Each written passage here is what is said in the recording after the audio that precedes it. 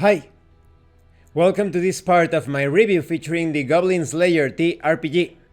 If you haven't seen the other parts of my review featuring this role-playing game based on the popular fantasy series, please check out the playlist in the description below. This time we are going to talk about armor, possessions, money, and profile. Let's start with armor. When it comes to every suit of armor, each piece of armor is detailed with different characteristics and traits. Related to this on your character sheet is the base dodge score. This is the basic score used for dodge checks, which are made when evading melee or ranged attacks. A character's base dodge score is a combined total of their technique reflex, the level of the class doing the dodging, and any bonuses from skills and other sources. Then we have the details of the armor, many things related to the dodge modifier, the movement modifier, the armor score. In this role-playing game, armor reduces damage that you take, but it poses a hindrance to your dodge, to your mobility, so it's a bit more simulationist or realistic in a certain way. There are people that do not like the abstraction of, for example, armor class, that keeps attacks and blows away from your vital areas in the body, but in this case, armor reproduces that sort of technicality or realism that you may be harder to injure, but at the same time you are not as mobile. For each piece of armor, you add the previously calculated base dodge score to the dodge modifier, then write the result in the total base dodge score column on the character sheet. Next, you add the character's movement speed plus any movement modifiers from possessions to the movement modifier and write the result in the total movement speed column. Player characters can only equip one piece of armor. Changing armor takes about 10 minutes for cloth armor and light armor, and about 30 minutes for heavy armor. Of course, when it comes to the limit of the pieces of armor that you can equip, this doesn't apply to a shield. You could carry a shield if you want, of course, along with your suit of armor. When it comes to the base block score, this is the basic score used for block checks, which are made when parrying melee or ranged attacks with a shield. A character's base block score is a combined total of their technique reflex, the level of the class performing the block, and any bonuses from skills and other sources.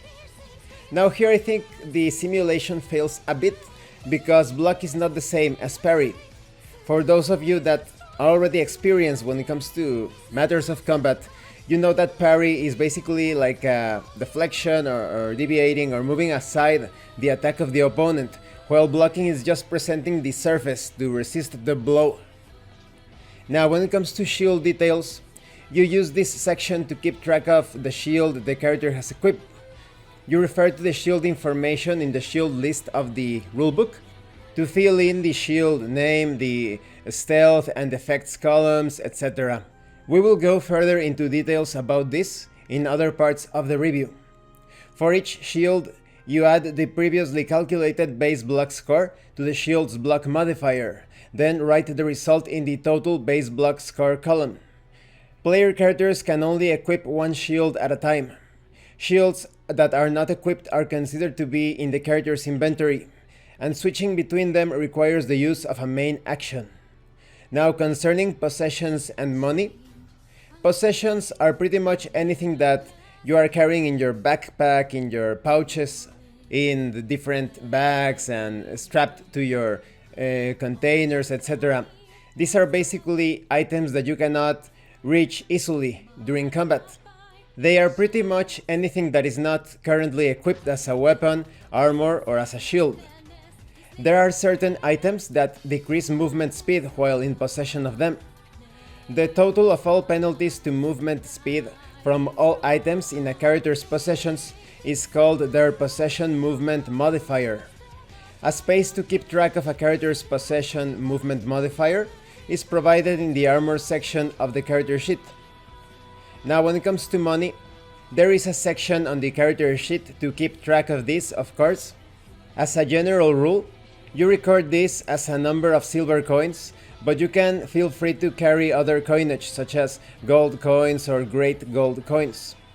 One great gold coin is equivalent to 10 gold coins, 100 silver coins, and 1000 bronze coins. Let's talk about profile. You have a section on your character sheet to record your name, your age, your gender. You can choose any of those freely. There is also a space to record your race, which is a misconception in my opinion. It should be species because these creatures are very different from one another. You have human, dwarf, elf, lizardman, and Rhea. There are a lot of people that make the mistake of thinking that race and species is the same thing, and it is not. But for simplicity's sake, I will refer to them as races for the purpose of this rulebook. You also have a section to write down the history of your character. There are some things that you can randomly determine. We will talk about those in a future part of this review, because they have some very interesting impacts when it comes to the theme and the mechanics. There is also a section to write down your character rank. This is so in tune, so thematic with the Goblin Slayer setting, so you will be able to rise the ranks all the way from porcelain to gold. By fulfilling certain conditions based on adventurer level, number of adventures, and number of adventures completed, characters can gain the right to take a promotion exam. Whether or not a character is actually promoted is up to the game master. When one or more characters undertake a promotion exam, the game master may instate a special quest or story that needs to be accomplished in order for those characters to advance in rank. I think it's going to be very fun to undertake these tests to qualify as a group.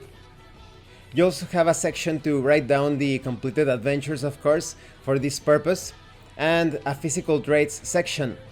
There is even a space on the character sheet to draw a portrait of your character or to paste some image that you downloaded from the internet or whatever. And this concludes this part of the review. In the next part, we are going to talk about the simple character creation process. When it comes to armor, I think a lot of simulationist players are going to be satisfied with the way armor is being handled in this RPG. And it makes sense with the Goblin Slayer way of handling the reality of combat and exploration. A lot of you know that Goblin Slayer dresses in that sort of somewhat medium armor or light armor perhaps. It looks like a combination of plates with leather, because he is usually a solo adventurer. Later on, he has his party of adventurers, but as a solo adventurer you never know what you are going to encounter. If you are dressed up as some sort of walking tank, in moments where agility is required, that's going to be useless. In fact, there is a very notable example. I think it was against an ogre mage in the manga and the light novel, of an adventurer that was completely covered in the heaviest suit of armor imaginable, with a shield and everything, and he still got killed by the ogre mage. So this is an example of how sometimes dodging is important, sometimes armor won't be enough. It reminds me a bit of Hackmaster. And this will obviously pose a hindrance as well when it comes to climbing and sneaking about. Now, when it comes to money and possessions, it's pretty clear on how to handle things. If you don't have something equipped, then you're going to have a difficult time trying to pull out that item in the middle of combat. And when it comes to money, it's also very simple to understand the coinage. Now, concerning profile, I am a bit disappointed that the Myrmidon species was not included as the choice for the different character races. That species and the Lizardman species are my two favorite species from this setting, so it's a shame. Perhaps we will see them in an expansion or supplement, who knows. Still, I like it quite a bit that they dedicate sections in the character sheet to further flesh out the background of your character. It truly breathes more life into your character. Thank you for watching this part of the review. If you have any comments or questions, please let me know. And thank you so much to those of you that have been supporting the channel by sending right through RPG gift certificates. If anyone else wants to further support the channel, the information on how to do that will be in the description below. Once again, thank you, and see you later.